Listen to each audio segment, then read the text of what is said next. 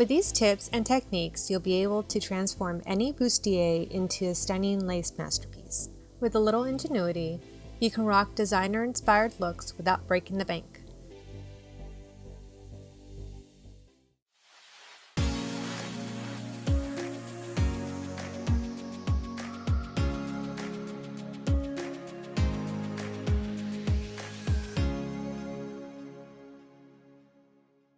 Welcome back, DIY enthusiast. I just wanted to give you a heads up that I have a sore throat, so my voice isn't going to sound the same as usual, and there has been construction nearby that has prevented me from doing tutorials, so I don't know when they're going to stop, so I'm just going to continue. Hopefully the noise isn't too distracting in the background. So let's get started. Today we're diving into the world of lace as we transform a plain bustier into a work of art. I purchased the basic bustier on Amazon, and the beautiful lace comes from Mood Fabrics, and I'll have all the links in the description below. The key to a stunning lace design is experimentation.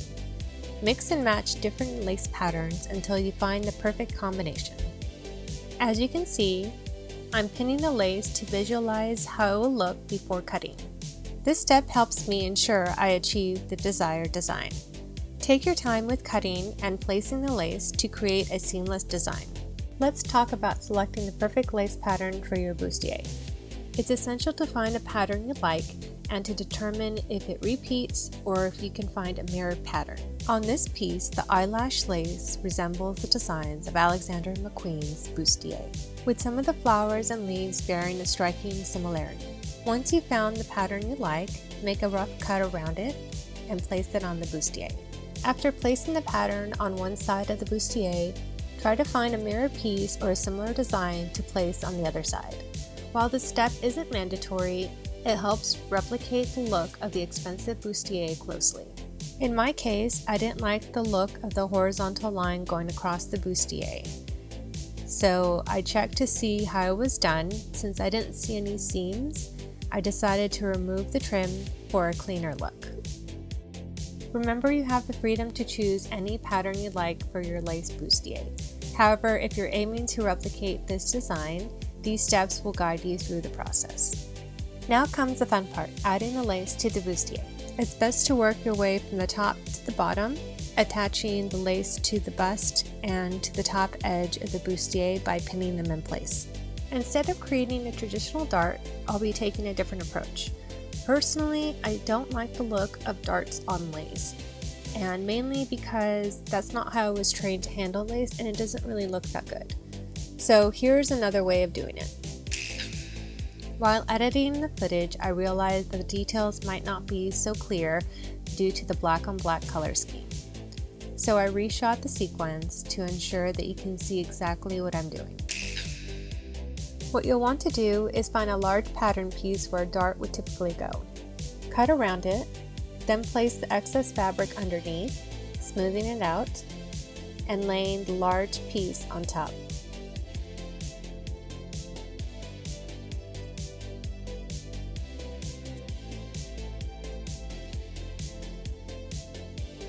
Take note of where it overlaps and cut around any excess, leaving a generous seam allowance underneath, so you can attach the large lace piece on top. This will give you a seamless design. Don't worry if you make a mistake, lace is very forgiving. You can always patch it up with adding additional lace pieces. Here's what the bust will look like once you're done attaching it.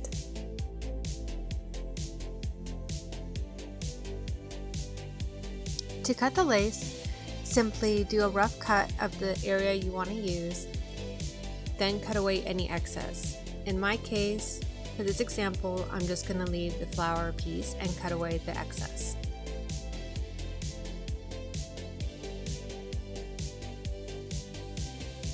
For the soldering iron method, unfortunately, I won't be able to show you as mine broke right before filming. But what you want to do is have a rough cut of lace, and you're going to go around it just as you would if you were cutting the lace.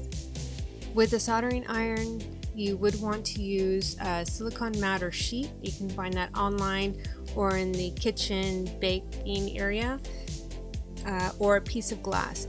With the glass, I would probably recommend getting something you're not too attached to, just in case it does mark it up. I've never had it marked up, but just in case.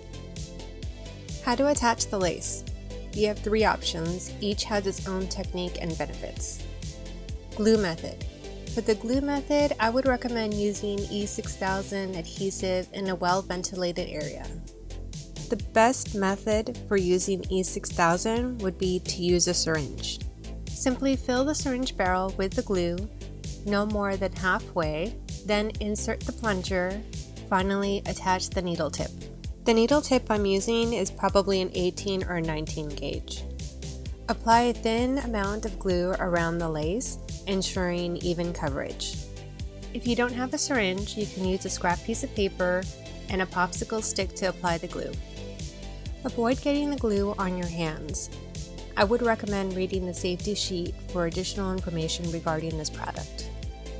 Link to the PDF is in the description below.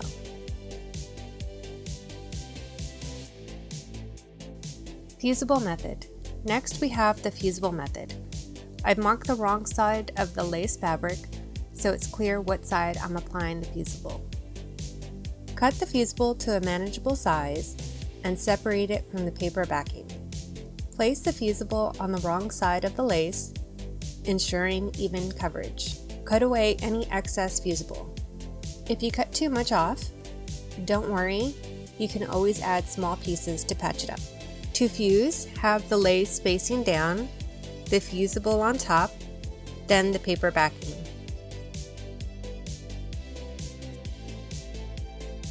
Try to remove as much excess fusible as possible before attaching it to your project. You can also try to steam away some of the excess by hovering the iron over the lace and hitting it with a lot of steam. This will curl up the fusible, but you might still see some of the fusible peeking through. Hand sewing. Last we have hand sewing, which is the most durable method. To start, use a single thread and knot the end, and start sewing by using a whip stitch, ensuring to catch all the corners. You don't need to sew super close together, just enough to ensure the lace is in place. If you want to learn more about hand sewing techniques, I'll put the link in the description below, and you can check out my previous video. Choose the method that best suits your skill level and desired outcome for your lace bustier. Whether it's the precision of glue, the ease of the fusible, or the durability of the hand stitching, you'll achieve stunning results. While the front bust portion doesn't offer much stretch, sewing it flat isn't a problem. However, the elasticized top edge can pose a challenge, especially without a dress form. To tackle this, I recommend trying the bustier on and measuring from side seam to side seam. Also measure the bottom edge and any panels it might have. This way, when you work with it off the body, you can check the stretch. You'll need to stretch the fabric as you place the lace on top, ensuring it retains its stretch factor when worn. Taking these measurements and stretching the fabric accordingly will ensure a snug yet comfortable fit for your bustier. Don't skip this step, as it's crucial for achieving professional results. Now, for those of you who are fortunate enough to have a dress form, attaching the lace comes even easier. You simply pin the lace to the bustier. I only purchased half a yard of lace. As you can see here, I had to patch the lace on the top edge due to the limited amount of lace available. I also made some cuts while experimenting with the lace placement, but don't worry about that, I'll show you how to fix that later on. Once you're done pinning the lace, it's time to start sewing the pieces section by section. Here's a helpful tip to avoid accidentally sewing your project to the dress form. Use a plastic 2-inch ruler and place it between the form and your garment, so that when you're sewing, you're hitting the ruler and not the dress form. Here is the method in action.